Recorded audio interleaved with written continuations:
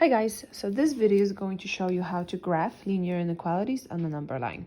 So in methods and meanings notes, you've learned about or reviewed inequality symbols, such as less than or equal to, greater than, and greater than or equal to. So when we graph it on the number line, we need to use either the open circle or closed circle to represent the inequalities. So for less than, we will always use the open circle. For less than or equal to, we would use the closed circle, which means that solution is included, same as when we were talking about the domains and range.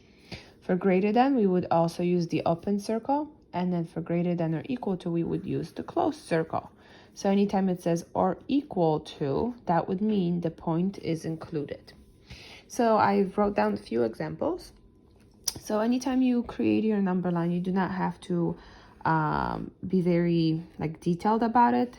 So we just want to see what kind of solutions would work for the inequality of x is greater than or greater than -2. So what I'm going to do is I'm going to maybe put -2 in the middle, and then the next number would be -1 and -3. So you just kind of see where which direction this graph is going to take place. So because it's just greater than, I'm going to use the open circle at -2. And when the values are greater than -2, so think of all the numbers bigger than -2. Those are all the numbers to the right of -2. So you would go ahead and kind of shade in all the values to the right. So what you would have infinitely many solutions, right? Because there's infinitely many numbers on the right of the -2 on the number line. So for the next one here, x is less than or equal to -2. So again, I am going to do a number line. I should have spaced it out a little bit more. Put -2, -3, and -1. Because this is less than or equal to, I'm going to use the closed circle and take a moment to think about what values would be less than, would be smaller than -2, and that would be all of those numbers to the left of -2. Okay, and you would shade that in. Now, -2 is included because if you think about it, -2 is equal to -2, which makes the true inequality. And then for the very last one, we have x is greater than 5, so you can just put 5, 6, and 4, right? We're going to use open circle at 5 and think of all the values, all the solutions that would be more than 5. And all those solutions could be found on the right side of 5. So I'm going to, I guess, take a moment and just rewrite this inequality to give ourselves a little bit more space. Okay, and then here's the next one. So these are examples of a set of solutions that would work instead of infinitely many solutions. So there's some limitations. There's kind of like the start and the end of the inequality. So let's go ahead and do the number line.